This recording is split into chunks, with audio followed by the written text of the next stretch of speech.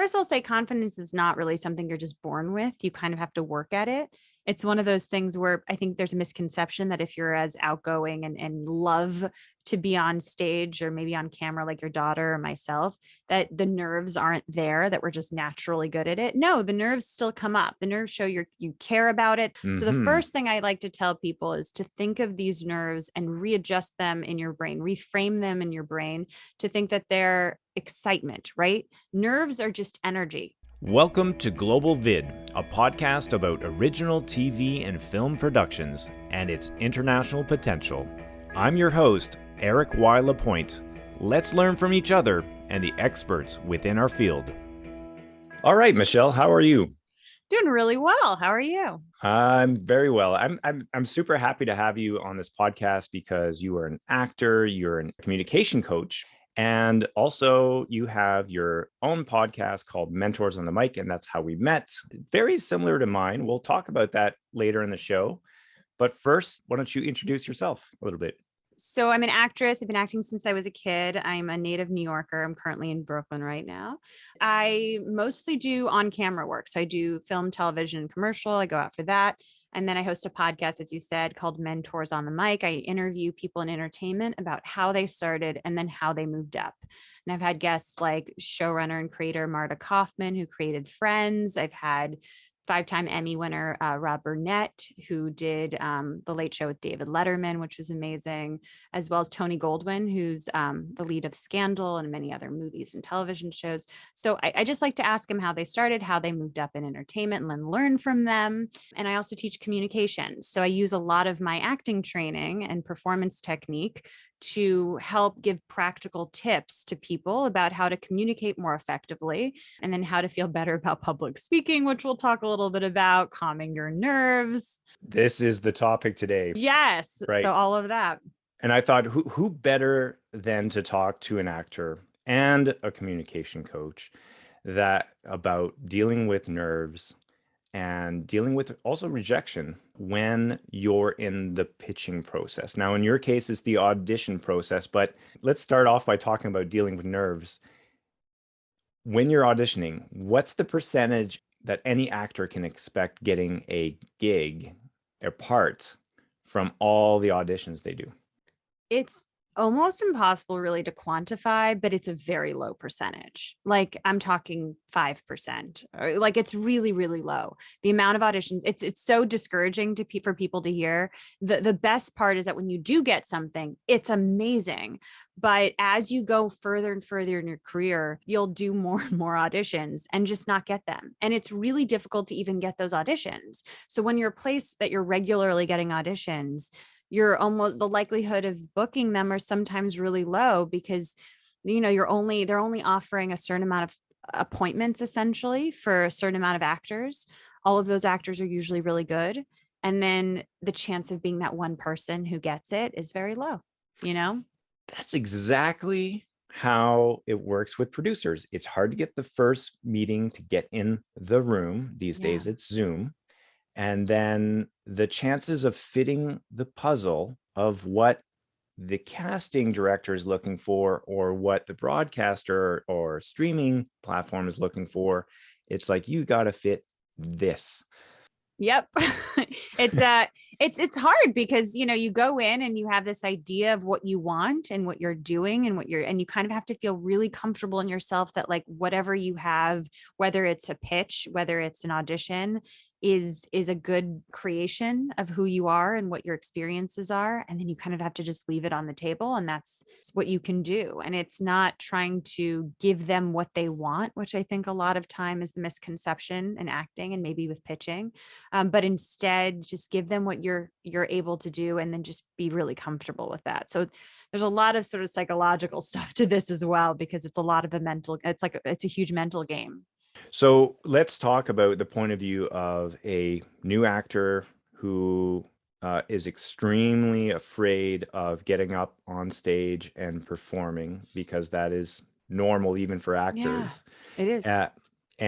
And let's also compare that to a new producer who is super creative, but then might freeze in front of the camera, or sorry, not the camera in this case, but well, maybe in front of Zoom, or freeze in the boardroom, and just they're nervous. And you just spoke with my daughter, which will create a bonus clip, and she wants to get into acting. She's going Yeah. to be 13 very soon, and she's super excited about, she's already doing theater, but now she wants to do actual acting on camera. She's also nervous as well. And so what do you say to people who, perhaps they're not kids, perhaps they're 20 years old and they're just afraid of putting themselves out there? How do you deal with that? Okay. Well, first I'll say confidence is not really something you're just born with. You kind of have to work at it. It's one of those things where I think there's a misconception that if you're as outgoing and love to be on stage or maybe on camera, like your daughter or myself, that the nerves aren't there, that we're just naturally good at it. No, the nerves still come up. The nerves show you care about it. So the Mm-hmm. first thing I like to tell people is to think of these nerves and readjust them in your brain, reframe them in your brain to think that they're excitement, right? Nerves are just energy, right? It's this like buildup of energy on something you really want. And what do we do with that energy? How do we utilize that energy so that it becomes good and not debilitating for what we want to do? People get nervous even at the highest level. I've heard Meryl Streep in interviews say that she gets nervous before a certain project. It's a very, very common thing. Famous people who've been hosting all their lives will go on stage for like a live, Oscars hosting thing and get so incredibly nervous, like legs shaking, cheeks twitching, the whole bit. So it's a very common thing. Public speaking is the number one fear. There's a reason for this. So first thing, reframe your perspective, really identify what you're going through and figure out, okay, I'm going through this. I have nerves. It's also just excitement. I'm excited to do what it is that I'm going to do. So Yeah. reframe it. That's one. Two would be work on your breathing, right? I always talk about tips for grounding yourself, right? So it's all about like this idea of fight or flight, right? We're in fight or flight mode. We think that like something bad's going to happen. Our bodies take to stressful situations and nerves as if something's going to attack us. It's like the same thing in our brains, right? Mm-hmm. So inhaling really activates it's called the sympathetic nervous system, which is really where our adrenaline comes from. So we all think, okay, if I just breathe in, okay, I'll be fine. It's actually exhaling I want people to focus on. So exhaling for longer periods of time activates the parasympathetic nervous system, which, stimulates acetylcholine. So all of a sudden it causes you to relax. It gets you into rest and digest mode. So a really great thing, focus on the exhale, have longer exhales, breathe in, but have longer exhales. And all of a sudden you'll start to see a little bit of those, like, the heart's pumping a little bit less, like it's not as stressful, our blood pressure's going down. So that's another really great tip that I tell people. It's so good. And then the third tip that I like to tell people is to activate your body. So it might seem counterintuitive to do both. Some clients of mine like to ground themselves and then activate. Some people like to activate and then find grounding works for them. But it's important because we have all these nerves, we have all this tension in our body. The idea is to start shaking those nerves out, right? And there's different ways you can do this. I tell clients sometimes, try a dance party, put on a really great song, shake your whole body while you're dancing. You could do this alone, you could do this with other people. But the idea is that you don't want this energy, this nervous energy, to create pockets of tension in your body, right? And those pockets of tension show up differently for everybody. Some people, like for me, my cheeks used to shake at really like very stressful auditions. You go in, you have very limited time to impress people, and you're like spending all this time and energy and money getting to that place. And then my cheeks would start to shake. Literally out of your control. You could feel it. Literally out of my control. They would twitch. Wow. There was nothing I could do. I felt so powerless. Some people get it in their chest. Their heart is like beating out of their chest. They're like, I don't even know how to slow this down. Some people get butterflies in their stomach. Some people get like a frog in their throat, right? They're like, I don't know what happened. I just like stopped. It's like my throat got really dry and I just stopped being able to form sentences, and I'm like swallowing my words. Sorry. Like that is a common thing that happens to people. The best way to do it is to release that energy, right? Shake out your body. So one theater exercise, I don't know if your daughter does this, you shake out each limb, right? Right arm, right leg, left leg, and you go 8, 7, 6, 5, 4, 3, 2, 1 with one arm, 8, 7, 6, 5, 4, 3, 2, the whole thing, go down on your left arm, your right leg, your left leg, and then you count down from 7, 6, 5, 4, 3, 2, 1, and you go all the way down. So at the end, you go 1, 1, 1, 1, 1, 1, 1. By then, that energy is now throughout your entire body. It almost feels electric. It's not creating this like helpless, nervous pocket of energy. Instead, it's your whole body feeling activated, and you now feel like ready to go and do something. And you'll see a lot of athletes do something similar, whether it's push-ups before something stressful, or they're like, doing like boxing punches. They're trying to get that energy moving, so it's not just creating these blocks of energy. If I look back to the beginning of my career and the first times where I had to do the most nerve-wracking thing for me was doing corporate presentations in front of your peers. That was like worse than going in front of strangers. Yeah. And going in front of strangers is scary enough. But what I found is, I mean, I do have a kind of a Dr. Jekyll, Mr. Hyde kind of personality. Like if you put me into, I never was an actor, but I was a musician.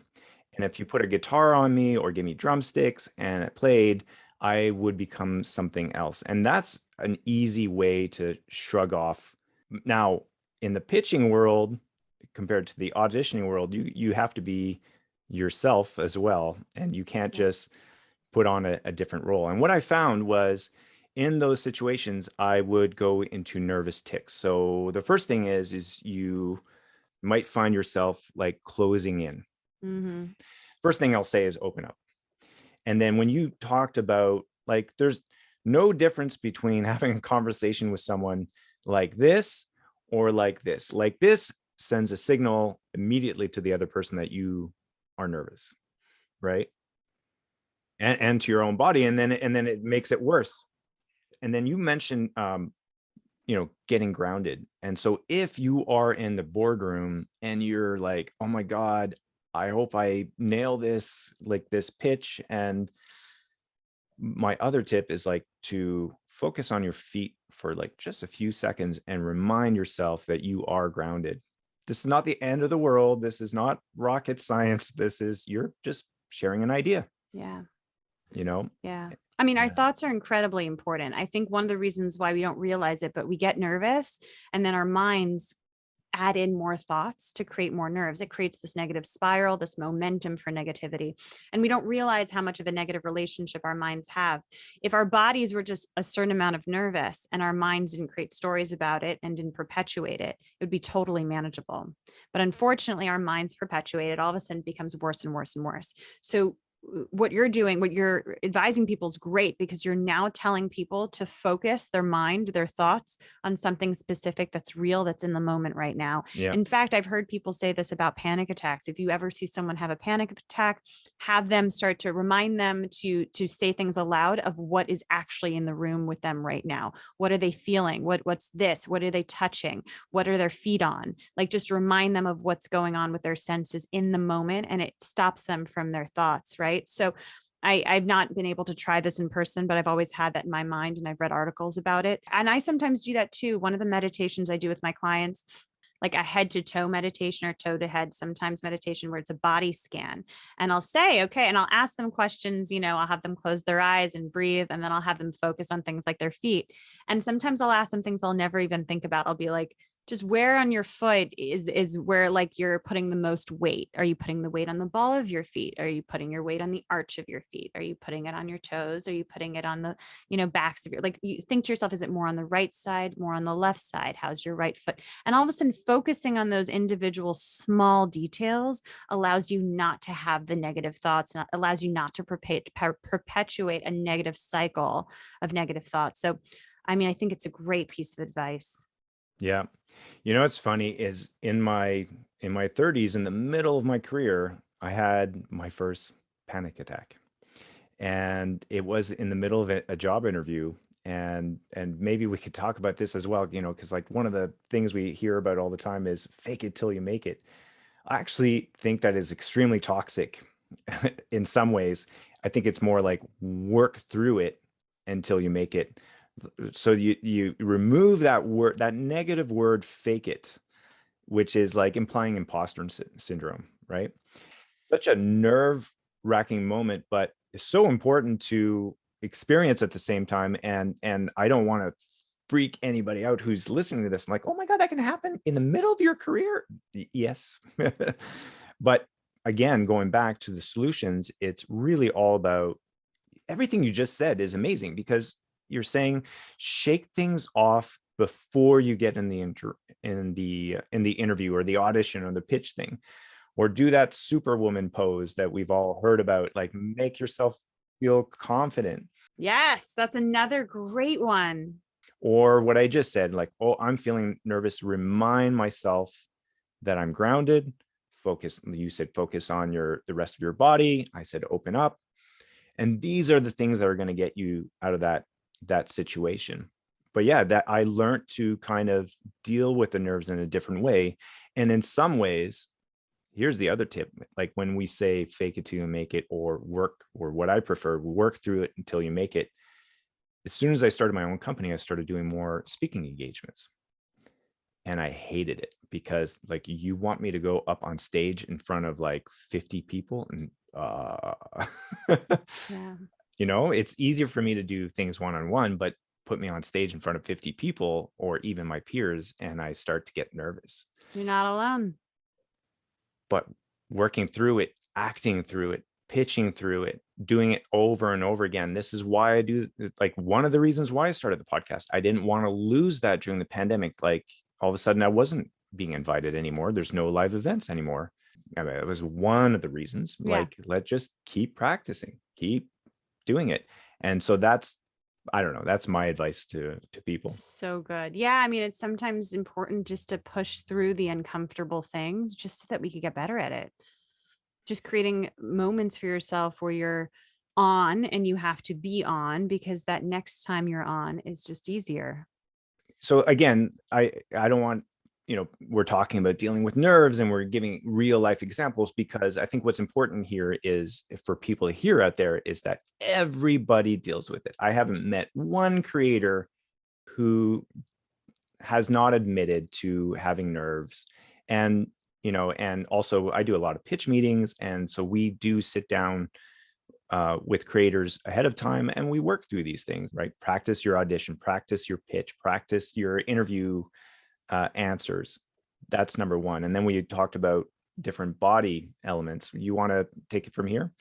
Yeah, I think a lot of it is the positive thinking.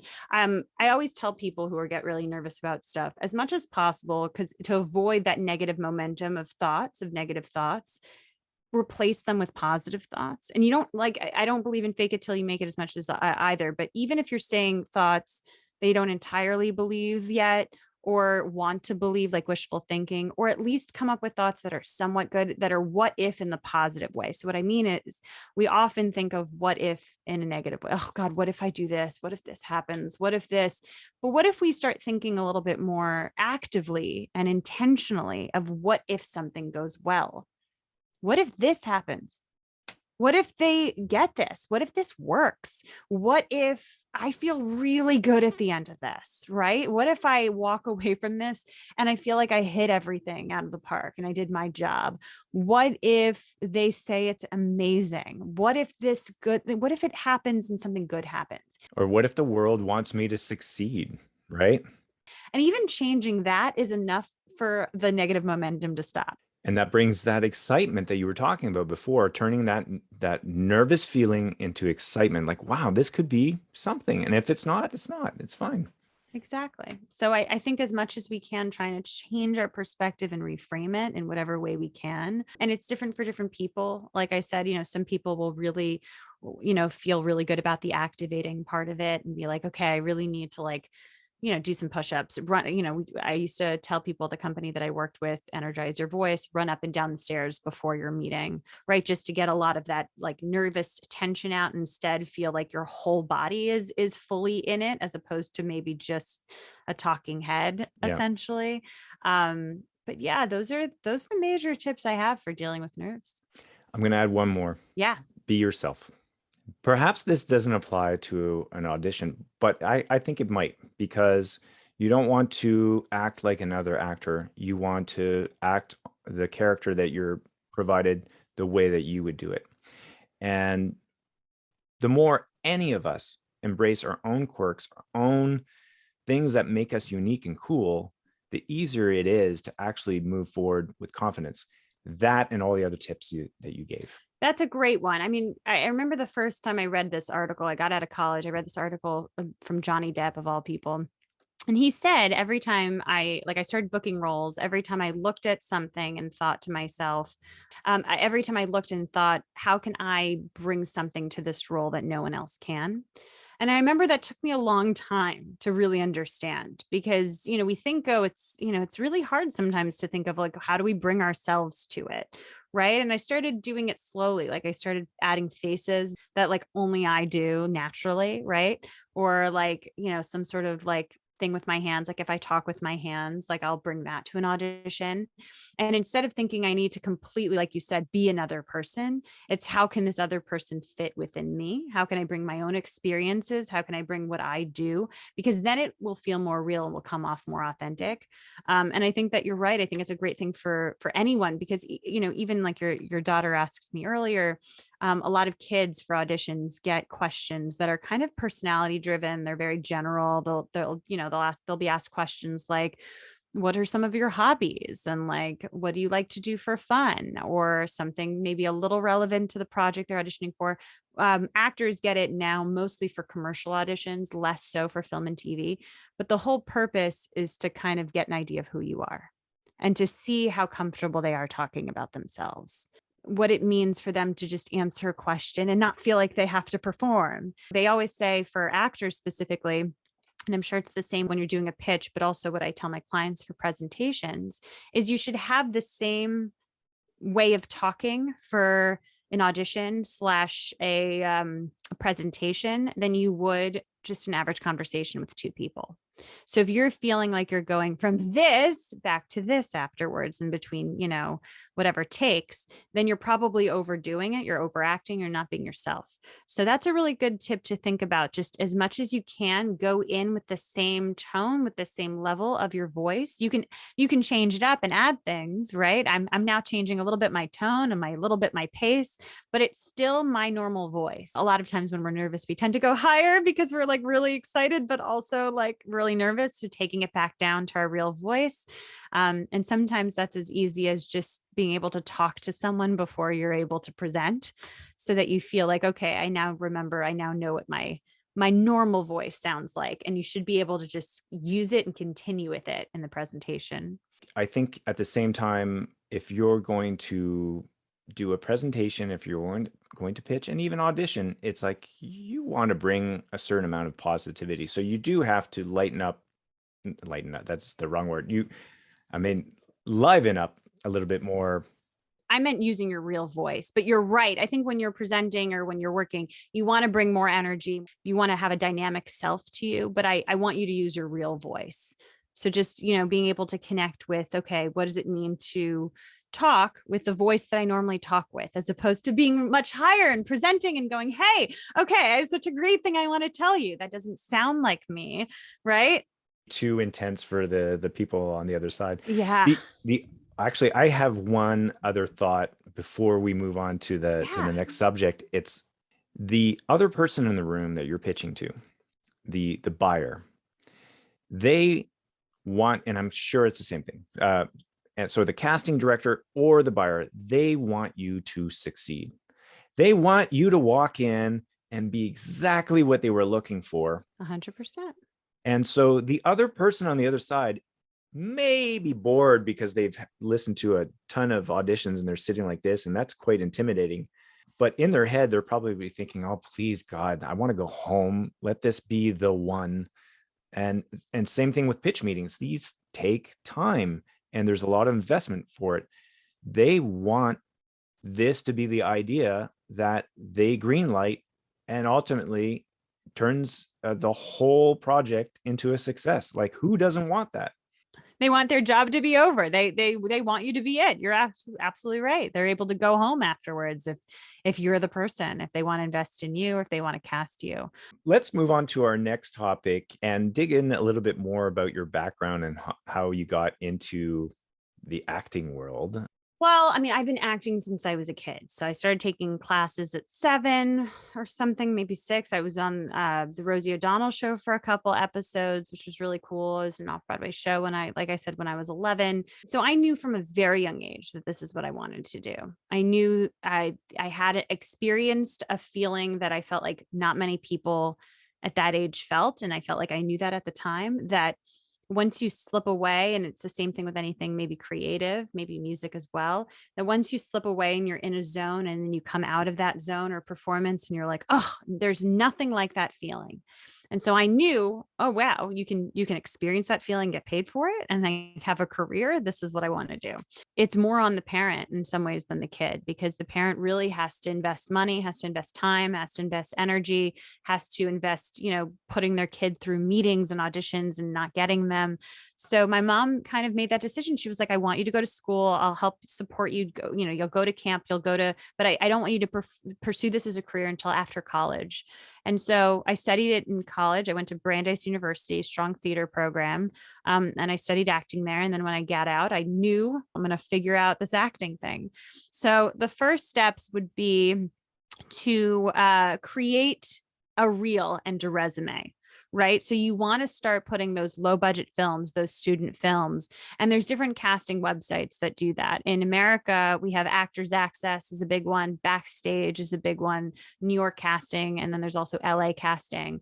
But there's different websites that you can usually find. You can ask around in your community. And those are the ones that usually cast the low budget films, the student films, sometimes smaller commercials that are non-union. And that's how you start building your resume, your experience on set, and your acting reel. And your reel is a compilation of a few clips, usually 2 minutes or less, that you can send to people to show, hey, I've done this before. This is my work. I know what I'm doing. I'm good at it. And then at some point, you start figuring out how to get an agent or manager, because something people don't realize is that I, as an actor, am not able to submit for the big shows, the big theater, film, TV, commercials, any of the big stuff. I can't submit myself as an actor. Impossible. We don't get those, what's called breakdowns, which are the descriptions of the roles and the ability to submit for them. You need an agent or manager. Perhaps you could list some of the stuff you have acted in.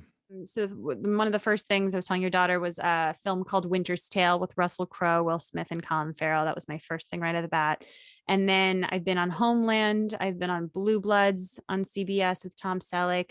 I've been in a lead in an episode of an MTV scripted show called One Bad Choice. That was one of my favorite roles. I got to play a young woman, it's a true story, who went out with her friend in high school on New Year's, did ecstasy, and her friend died. And the girl I played got convicted for it because she gave her the drugs.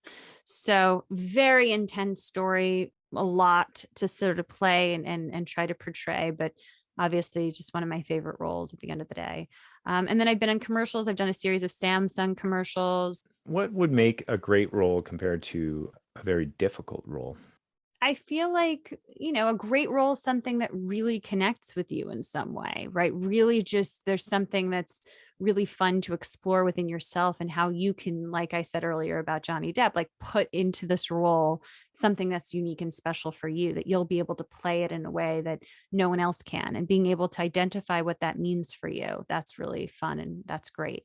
Great. Well, thanks for sharing your background. That's awesome. And thanks for talking to my daughter. I think we probably mentioned her throughout this podcast. So Yeah. I'm going to have all these opportunities to promote the bonus clip that we're talking Yes. about.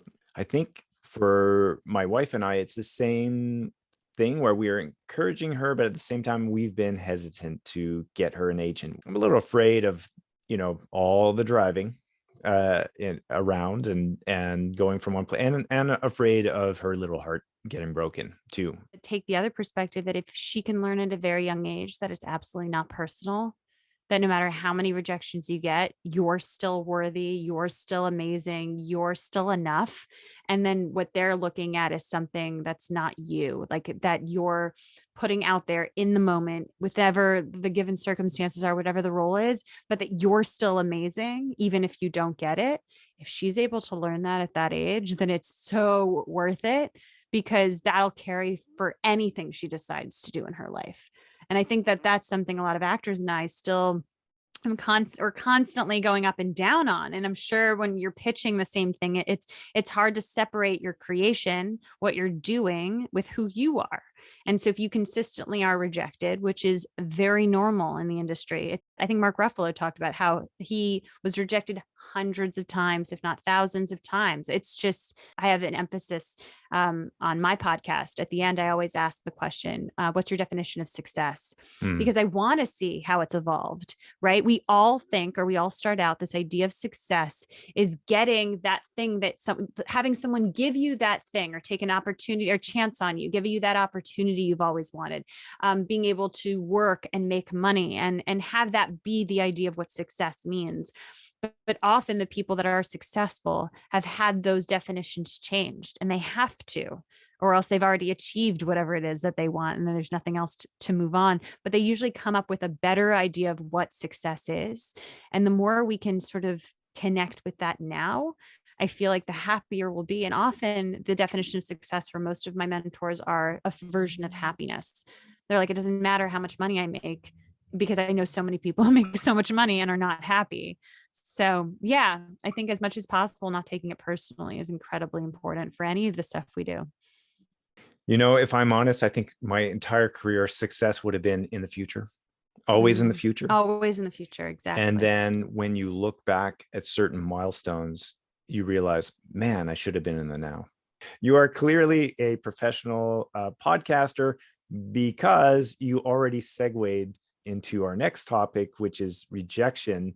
Yeah. And I want to talk about this. And when you and I last spoke, we talked about how we were both inspired by Bryan Cranston. Yeah. I'm going to mess it up because I live here. Mess it up. And please help me out. But basically, he said something to the extent of, and this applies to actors like you and pitchers like me.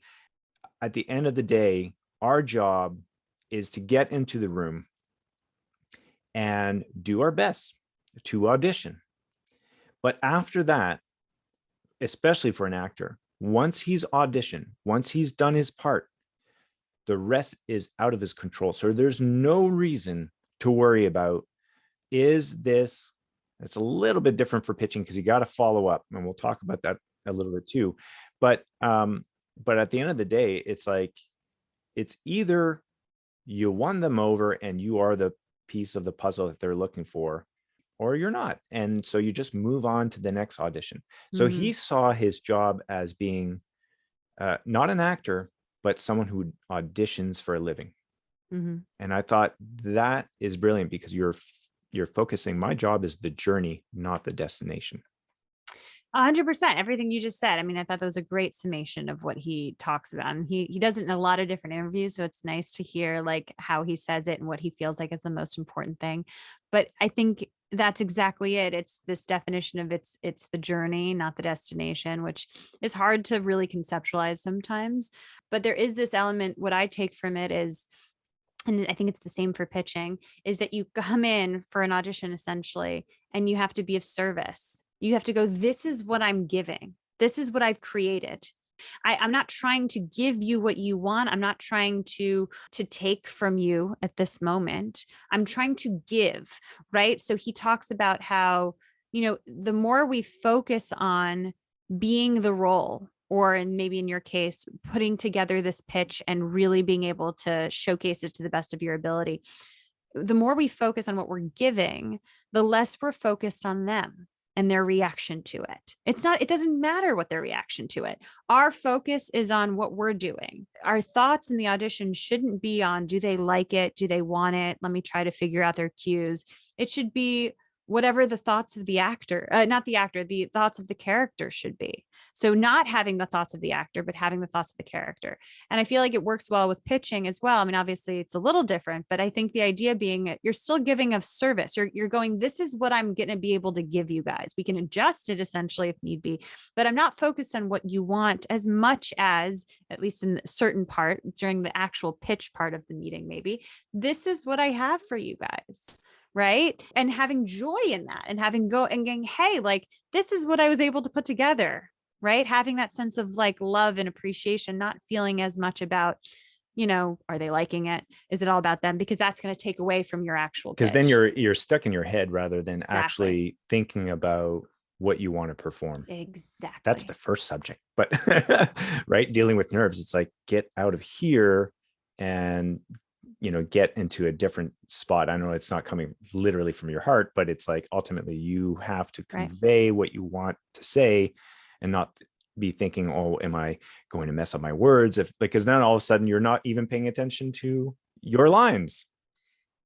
And that's probably how you forget your lines at an audition. Oh, crap. Yeah, that's often you're thinking to yourself about whatever it is. Oh, is my hair okay at this moment? Oh, they just sneezed, or they just went like this, right? Which is crossing your arms for those of you who are listening to this and not watching.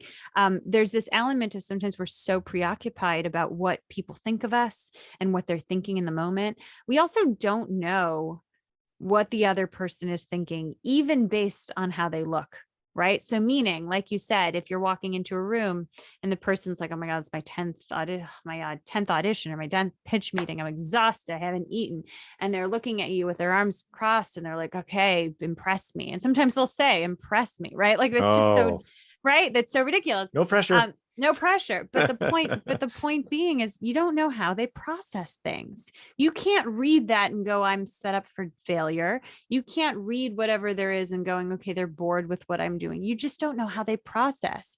Different people process whatever it is they're watching in different ways. And I have friends who do that. They'll call me and be like, oh my God, I bombed that audition. And then like the next day I booked that audition. And you're like, how did you go from thinking that was your worst thing ever to getting it? And a lot of it is just this, like we're not able to perceive well how other people, and I'm really perceptive and I'm really good at understanding social cues and body language. But it shouldn't be in the moment me processing what they're thinking. I should just be focusing on what I'm able to give. So how do you deal with rejection now? And maybe if most of our listeners today are producers, they're maybe not aware of the fact that you don't do follow-ups with casting directors. Yeah, you're not allowed to. How do you deal with rejection when you don't even get an answer? That's tormenting. I have a friend in Montreal and he would always say, you know what I hate the most is waiting for the answer. It's worse than the answer. Yeah, and actors never get an answer. We have no idea. So for those of you, who are in the audience who might not be aware, when we go out for an audition, we will not hear anything, zero, unless we get it. Or unless we get pinned for something, which means a maybe, essentially. We will never get the no. So not hearing anything is the no, is your answer. But what's frustrating about that is you could be top 3, you could be top 2 and never know.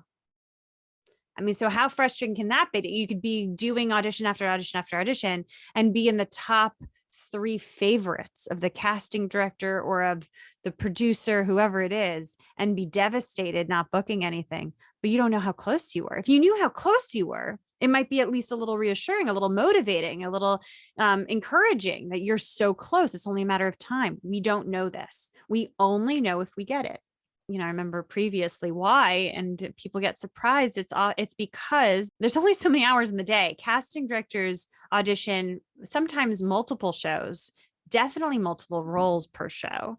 So even if it's one show, let alone sometimes they cast 5 shows in a given office, they just do not have time to hear back or follow up with every single actor that they meet.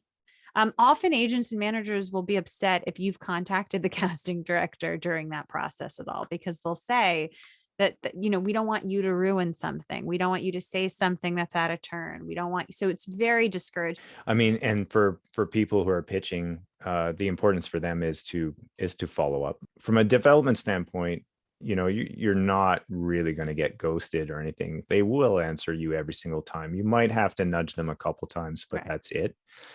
And sometimes I find that even some buyers are waiting for you to follow up, for them to give you that response that's maybe ready, but at the same time, if they don't have to send it right away or draft the email right away, maybe they'll wait, but it's important. And I think it's also ultimately at the end of the day, it's like you accept whatever answer is with the utmost professionalism and just say, thanks for your time.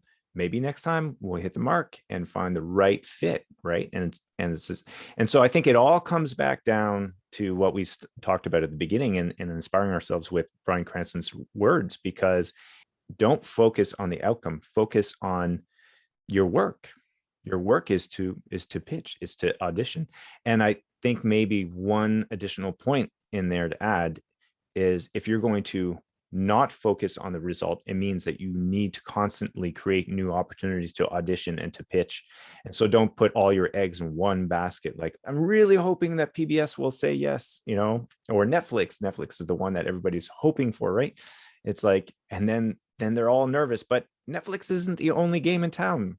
I also started to realize how many different occupations have this idea of not putting all your eggs in one basket, because it is incredibly important to create opportunities for yourself so you're not waiting around. One of the reasons why we talked about, one of the reasons why you created your podcast, one of the reasons why I did, was I wanted to have agency or ownership over something and not constantly feel like I'm waiting for opportunities. I'm waiting for auditions that casting directors want me for, my agent or manager sends me out on. I wanted to create my own opportunity. I wanted to create my own networking opportunities, and podcasts gave me that opportunity. It's so funny. I'm not allowed to call a casting director. I'm not allowed to really sometimes email them unless I'm maybe updating on something like new headshots or maybe a new part that I got or a new whatever. And you're not allowed to really spend time with them. Like, I can't get to know a casting director for 15 minutes. That's not normal. That's not something we do. But you know what I can do? I can have them on my podcast for an hour and talk to them for an hour. I mean, that's insane. Super smart, especially during the pandemic when we were all locked down. And that was part of it for me. It was like, all of a sudden I was no longer going to these conferences and networking. And, at the end of the day, I'm a salesperson, and, you can give me whatever title you want. I'm constantly trying to sell. But when I go to conferences, I don't treat it that way. I connect with people. I have drinks with people. I mean, of course, I book meetings like crazy, but then I allow also serendipity to happen. Mm-hmm. So I highly recommend for people to listen to yours. I think it's great. You've got a great voice, and it's so similar that I think people should listen to both, because I'm always talking to people who are on the business side. And of course, I'm uber focused on creating original content and then bringing it internationally. That's super. And that is actually the way it is now, period. Because even if you do get greenlit by Netflix or Disney Plus or Apple Plus, you name it, it's automatically becoming international. So this podcast is going to be listened to in at least 30 different countries around the world, And so, but with yours, you're talking to showrunners, you're talking to creatives, and those are the people I don't necessarily talk to as much. Yeah. I think of our podcast as like, maybe a Venn diagram, and they overlap at a certain really important point, but yet there's stuff that you get to hear from the perspective that you have and the guests that you have on your podcast that mine might not offer, and then vice versa. So I do think, like you said, it's important maybe to listen to both, because you'll get different things from each line of questioning and from each of the perspectives you and I have. What we did here today, we took both our interests and both our careers, and we found where the middle ground. Yeah, exactly. It was So fun. it's so much fun. Thank you so much for having me, for talking to me about all of it. My pleasure. Please plug away your website and maybe an Instagram or Twitter account, whatever you feel comfortable with. Sure. Yeah. Instagram. I have two. I have Michelle Simone Miller, and I have Mentors on the Mic, my podcast. And then Twitter, Michelle Simone M, and Mentors on the Mic. And yeah, Mentors on the Mic is available wherever you listen to podcasts, Apple Podcasts, Google Podcasts, Spotify, Pandora, all of it. And yeah, thank you so much. If you, have any questions about any of this stuff, feel free to write to me. I have tips for storytelling for professionals I can send you. I can checklists, and I have public speaking tips, all of it. So feel free to write to me, ask me anything. Super fun. Thank you so much. No problem. Thank you. That concludes today's episode of Global VID. Word of mouth exposure has been essential to our growth, so if you like today's topic, please share with your friends and subscribe and follow us on your favorite podcast app or YouTube. Thanks to our guest today, Michelle Simone Miller, our editor, Nicole Almeida, and the theme song composers, Amber Goodwin and Aaron Ross. Have a great day, everyone.